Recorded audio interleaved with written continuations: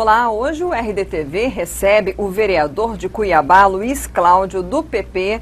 Estamos ao vivo pelo Facebook, então as pessoas que nos acompanham ao vivo podem mandar aí os seus comentários, as suas perguntas. Hoje nós falamos com ele sobre, sabe aquela história da lei que não pegou? Ou da lei que está em vigor e ninguém sabe, de repente pode ser interessante para a população?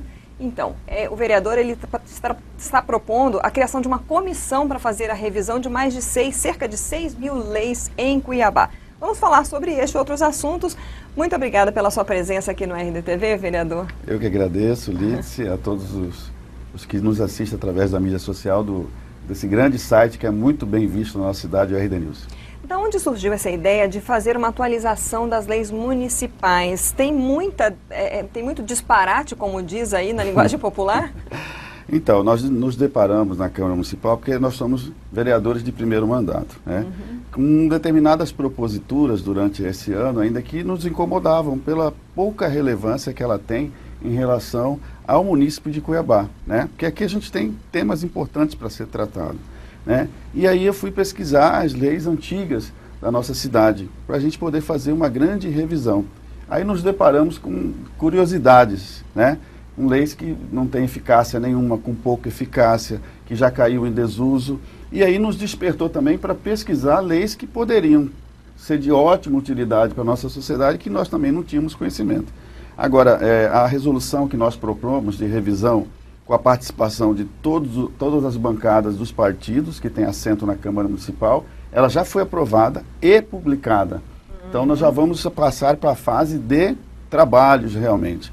Agora, como ela já foi aprovada, Lídice, agora ela está em coleta dos representantes e a semana que vem o presidente da Câmara fará a portaria nomeando e essa comissão terá 120 dias para fazer a revisão das mais de 6 mil leis da nossa cidade. Aí eu trouxe algumas curiosidades aqui. Justamente, isso que a gente quer saber, que eu acho que é algo que não acontece só em Cuiabá, mas no Brasil inteiro, né? O que você tem aí? Nós trouxemos alguns exemplos que a gente pesquisou lá. A Lei 4.223 de maio de 2002, ela dispõe sobre a obrigatoriedade dos estabelecimentos que comercializem bebidas a lavar os vasilhames antes de servir os seus clientes.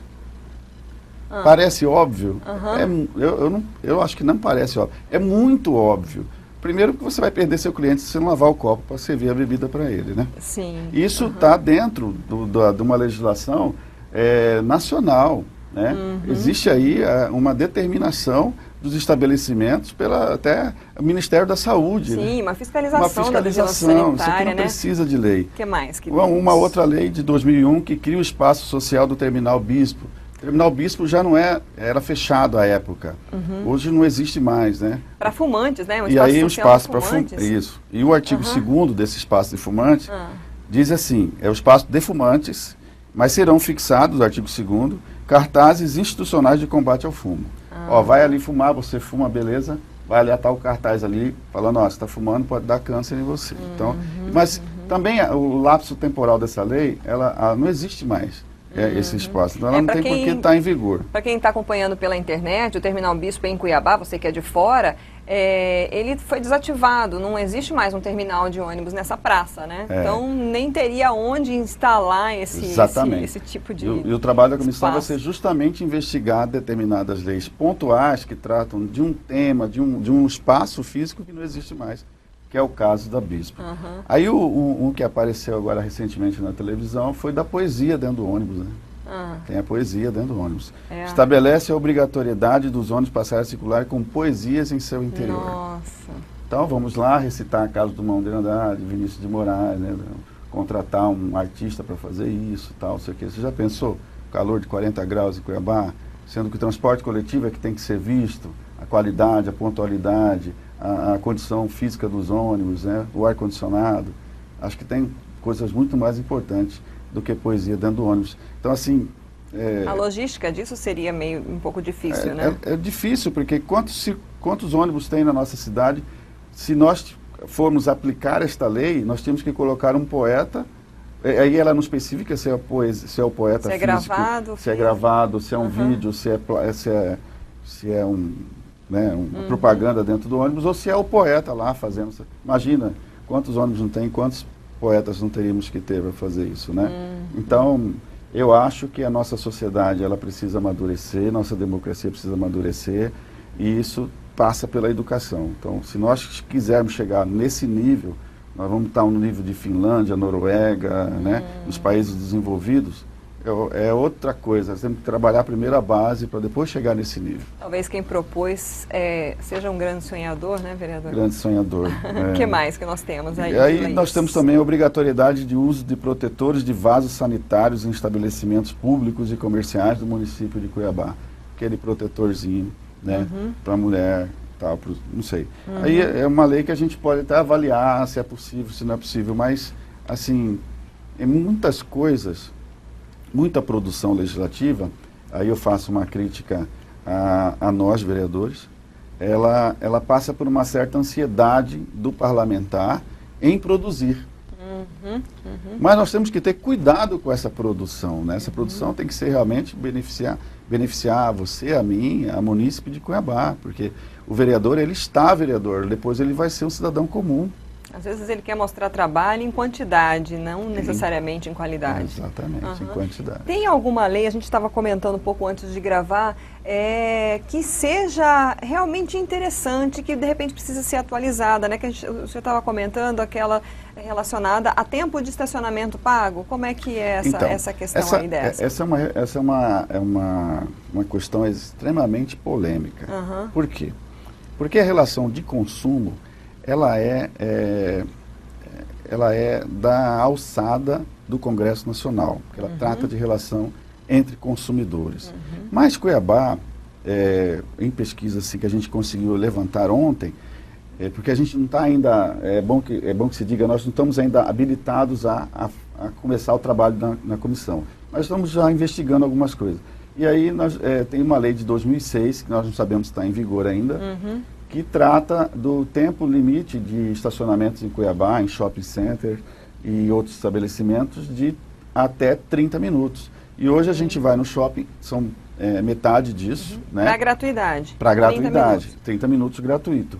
E aí, essa lei, se ela estiver em vigor, nós vamos fazer uma ampla divulgação, até que, vamos dizer, alguém venha aí a contrapor isso juridicamente, né? Porque, já que eu falei que trata de uma relação de consumo. Mas se ela está em vigor, durante esse tempo que ela está em vigor na nossa cidade, ela tem que ser cumprida.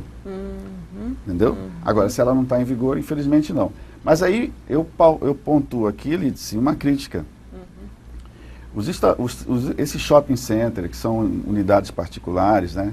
É uma relação de consumo, eles, tudo bem, eles têm aqueles seus estacionamentos, beleza. Mas agora nós nos deparamos na nossa cidade, e aqui é bom que a gente vai tratar desse tema profundamente, lá e logo em seguida, depois na nossa legislatura aí, é que agora existe a cobrança dos estacionamentos até em concessões públicas, até em funerárias. Você vai lá dar adeus ao seu ente querido, se você não pagar R$ 8,00, R$ 5,00, não sei quanto que é, ali na funerária de Cuiabá, você não entra no estacionamento. Espera aí, ali não é uma relação de consumo, ali é uma concessão pública. Entendeu? Aí como que você vai fazer com concessões públicas permitir o estacionamento que seja cobrado das pessoas que utilizam essa concessão. Aí a CAB vai ter, a Águas de Cuiabá vai ter estacionamento, a Prefeitura de Cuiabá, a Câmara Municipal, então são órgãos públicos. Eu acredito que aí a gente pode entrar até com alguma ação para proibir esse abuso. Até porque é um tipo de situação que as pessoas ficam até revoltadas, né? Porque aí se parar na rua, se parar em faixa amarela, vai ser multado. Ou, né, dificilmente acha esse estacionamento em Cuiabá. Cuiabá tem uma dificuldade muito grande, né? Cuiabá não foi uma cidade planejada. Tem dificuldade nessa área. Essa questão, por exemplo, dos estacionamentos relacionados ao direito do consumidor, existe também a possibilidade de haver uma revisão, por exemplo, para a hora fracionada, os estacionamentos eles cobram por hora e se você passar aí 15 minutos, você vai pagar outra hora. Isso também não tem, cada um pratica de uma forma, Exatamente. Né? O Código do Consumidor, ele é um código bastante conceitual. né? Então, o município ele pode legislar nessas questões em algumas detalhes? coisas que o Código permite, pontualmente o município pode. Essa fração, eu entendo que o município pode intervir sim, dentro, para a gente poder achar um meio termo, né? Eu acho que tudo que trata de público, de relação, tudo tem que ter um meio termo, tem que ter uma balança, né? Igual a justiça. Esse trabalho dessa comissão, como é que as pessoas vão poder acompanhar? Tem uma proposta para que a sociedade cuiabana conheça essas leis? Então, a partir do momento que ela for instalada na semana que vem, com os seus membros, porque a resolução ela traz que o partido pode indicar um membro, se quiser. Se quiser. Então, lá nós temos em torno de 15 partidos com assentos na Câmara Municipal. Eu acredito que é em torno de metade disso aí, por causa de outras atividades dos parlamentares, metade disso deve compor a comissão. A ideia, dentro do progressista, eu farei parte como representante, daí eu terei assento nessa comissão. E também porque fui o autor da propositura. E aí, vamos fazer uma reunião para tratar de quem vai presidir, quem que vai ser o secretário. Em seguida, vamos fazer um link, ou talvez a gente faça aí um sitezinho, alguma coisa, para que as pessoas possam lá dentro acompanhar o trabalho da comissão, linkar, conhecer todas as 6.000 leis de Cuiabá e até nos ajudar. Olha aqui, comissão, essa lei aqui não tem condição, olha aqui, comissão, eu aqui dentro dessa lei aqui, é possível a gente aplicar, né? É possível dar conhecimento para a sociedade para nós reivindicarmos os nossos direitos em relação a essa lei que não foi divulgada, que não tem aplicabilidade. Essa aqui é absurda, vamos revogar. Então, a gente vai pedir a contribuição e vai destinar aí para vocês a ampla participação e o conhecimento de todas as leis de Cuiabá. Mudando um pouquinho de assunto, a gente recebeu aqui já o vereador Marcelo Bussic na época em que estava sendo proposto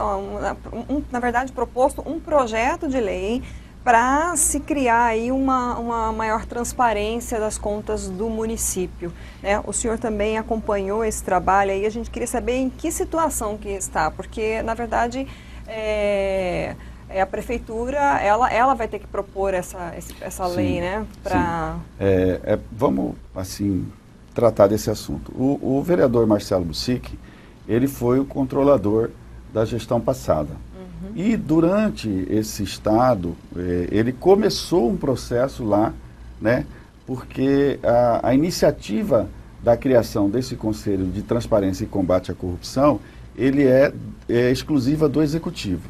E aí cabe uma crítica, né, porque a gente é subordinado a uma legislação de Brasília, Superior Federal. Como é que o Executivo vai propor a criação de um conselho que vai fiscalizar a ele mesmo, né? Isso aí eu acho que teria que ser função do Legislativo, mas tudo bem. E aí, durante o decorrer dessa legislatura, eu propus a criação do conselho e o vereador Marcelo Bussic falou, não, já tem lá, então. E aí nós juntamos as nossas duas assinaturas e formamos esse anteprojeto de lei.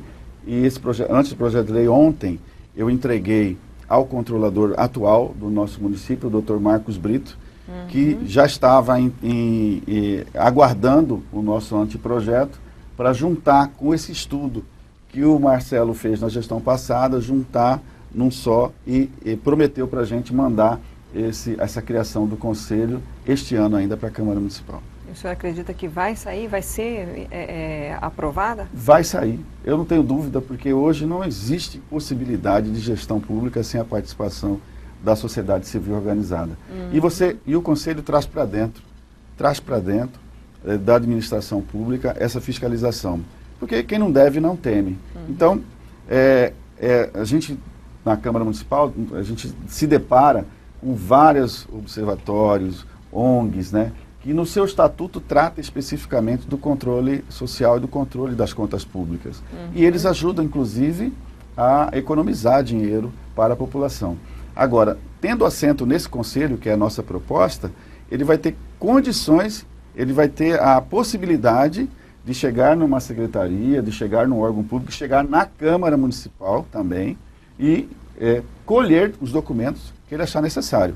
Hoje eles trabalham com as publicações, porque eles não têm essa condição legal de estar exigindo as documentações dos órgãos públicos. E no Conselho terá. Então, esse Conselho de Transparência e Combate à Corrupção é muito importante para a nossa cidade. Eu creio que o prefeito não vai se negar a mandar esse projeto.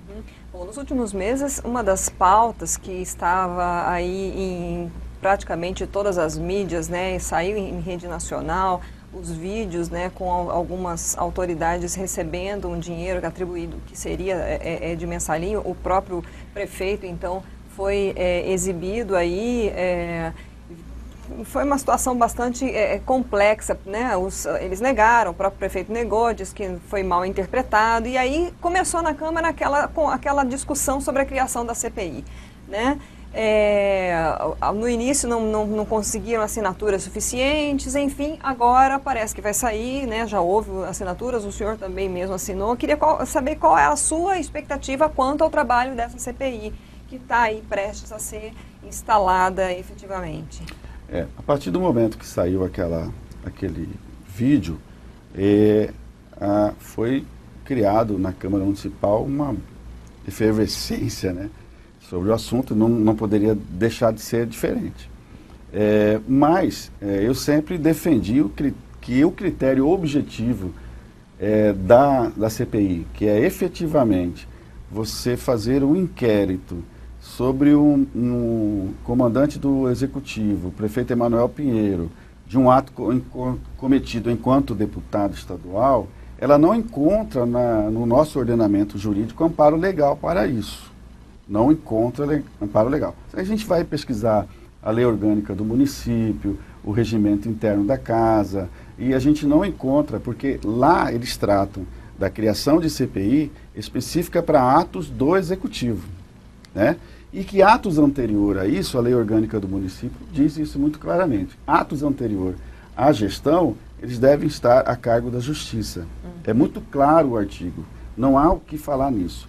A proposta da CPI, ela tem esse cunho objetivo, e aí teve a nossa contraposição forte na Câmara de não assinar por causa disso. E aí eles colocaram também, e aí tem o critério subjetivo dessa CPI, que é o quê? Aquela imagem dá condições o prefeito Emanuel Pinheiro continuar gestor da nossa cidade. Então, a oposição da Câmara, né, se organizou, né, para criar essa CPI, e aí veio aqui, veio ali, teve a 9ª assinatura, né, do último vereador. Eu sou a 10ª assinatura. Porque a partir do momento que a CPI passou a ser instalada para avaliar critérios subjetivos do prefeito, eu, como base aliada, não vou me refugar a participar. E nós reunimos os vereadores e decidimos cada um que quiser assinar a CPI, poderia assinar. E aí, logo depois da assinatura na manhã de ontem, eu assinei a CPI, conversando com a minha família e tal. Falei, olha, a gente não pode deixar que a atual composição da CPI vá fazer esse julgamento subjetivo, que é um ato ainda, vamos esclarecer, é um ato que o prefeito sequer foi indiciado. É um ato que o processo está na égide do STF, está na mesa do ministro Luiz Fux, que sequer foi compartilhado as provas com o Ministério Público Estadual, que sequer foi desmembrado o processo para a avaliação dos foros dos deputados envolvidos. Então, mas aí você vai deixar que ocorra na nossa casa uma CPI com proposta subjetiva. Não dá esse ato, ele é muito ruim para a nossa cidade, temos que afastar o prefeito. Gente, eu digo isso muito na Câmara, caldo de galinha, imprudência não faz mal para ninguém. É como se os vereadores da base aliada precisassem estar presentes, acompanhando isso, seria meio que fiscalizando a oposição? Não fiscalizando, participando da CPI para que não seja julgada pelo fígado. Tem que ser julgada com a razão.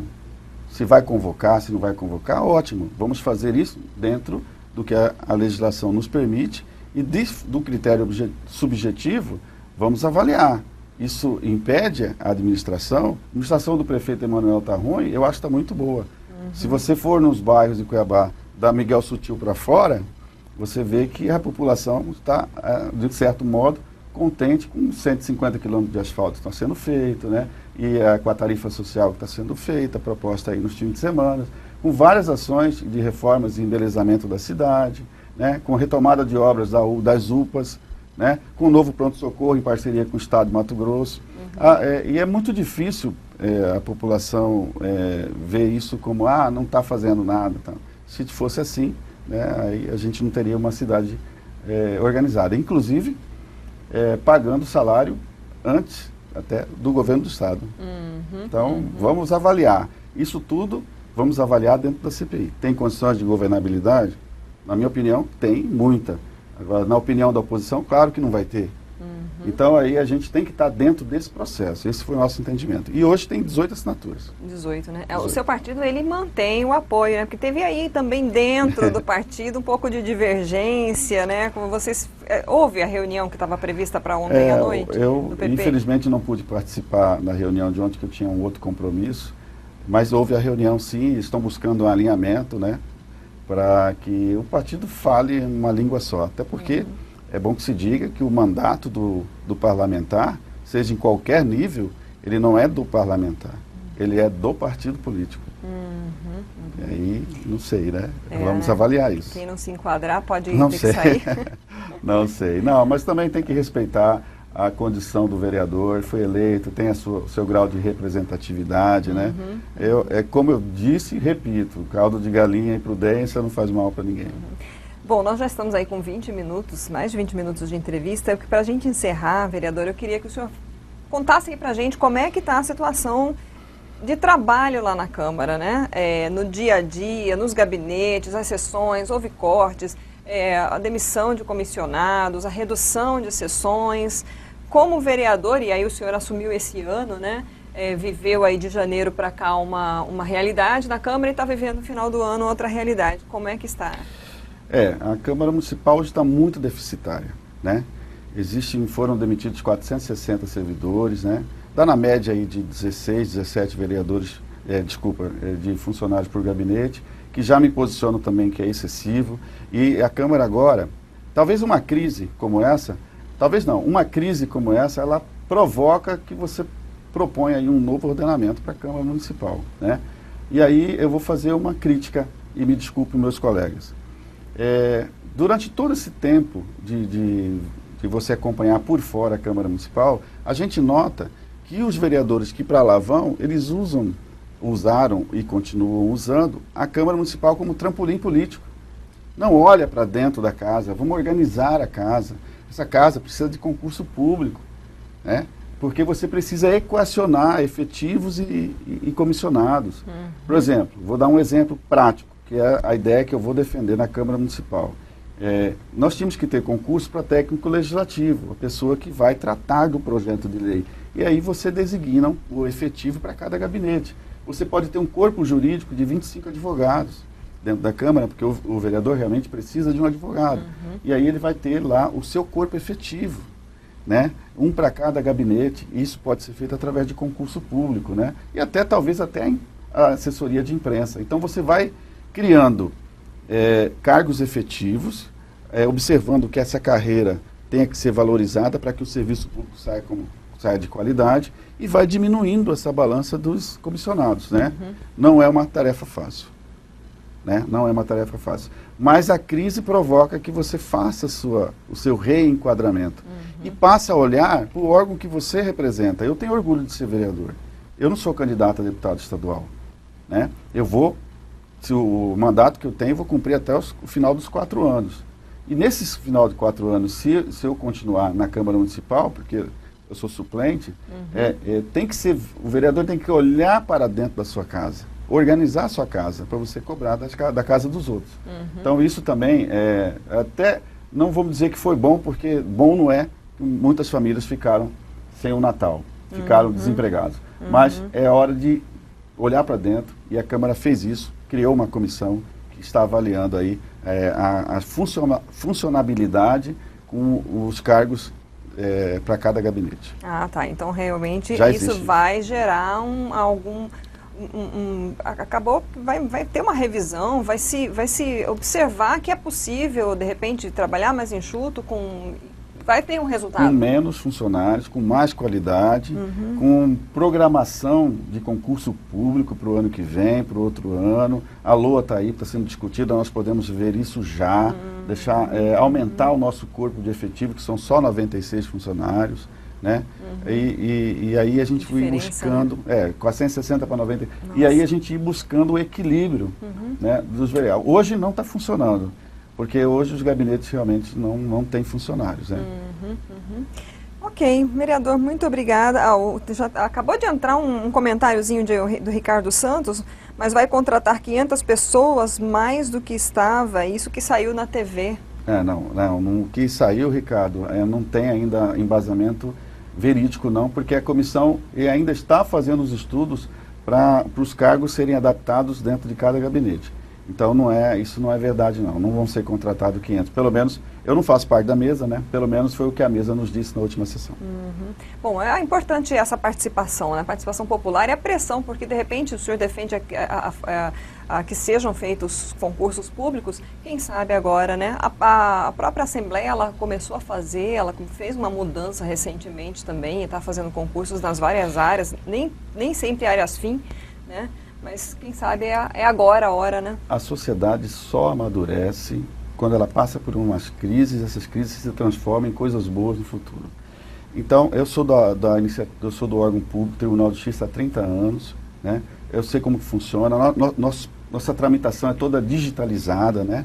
Hoje no tribunal, hoje a gente quase não pega em papel, é tudo com assinatura digital, é uma outra visão, gestão pública, que eu parabenizo muito os gestores do tribunal, especialmente o desembargador Rubens, porque tem essa visão de a prestação jurisdicional ser rápida e ser eficiente e também ser boa para a sociedade, porque economiza papel, digitaliza, o advogado vê. Então, hoje a Câmara Municipal tem que partir para essa digitalização, que o munícipe ele pode ver até a tramitação do início do projeto que o vereador propôs, que lhe interessa, que a gente está debatendo aí fechamento de ruas, ele podia estar acompanhando isso aí dentro de um site, da lei de transparência e inclusive participando. É mais que o Poder Judiciário, né? O Poder Legislativo ele tem que ser mais transparente ainda, né? E a oportunidade, Lídice, é agora. É agora, é a hora de fazer agora. Ok, muito obrigada pela sua participação. Eu que agradeço, um abraço a todos os que acompanham o RD News, esse grande jornal de Cuiabá. Ok, nós conversamos hoje com o vereador de Cuiabá, Luiz Cláudio, do PP. Falamos sobre a comissão que foi criada para atualizar cerca de 6.000 leis em Cuiabá. Algumas daquelas que não pegaram, outras que têm absurdos, porque já não estão valendo, às vezes até em locais que não existem mais. Enfim, falamos um pouco também sobre o posicionamento dele, da criação da CPI do Paletó, que já tem 18 assinaturas, sobre um projeto, uma proposta de lei, que na verdade é a Prefeitura que tem que ingressar com esse pedido, com esse projeto de lei, para maior transparência e combate à corrupção nas contas do Executivo Municipal. Então, estes e outros assuntos foram abordados aqui. Nós convidamos você a compartilhar essa entrevista. Ela vai estar disponível no site RD News e também nas mídias sociais, no YouTube, no Facebook. E também você, que é cidadão, acompanhe esse trabalho, né? Cobre, cutuque, é importante a gente estar presente, né, acompanhando o trabalho do nosso Legislativo Municipal. Obrigada pela sua participação, você que nos visualizou aí no Facebook ao vivo, e a gente se vê na próxima.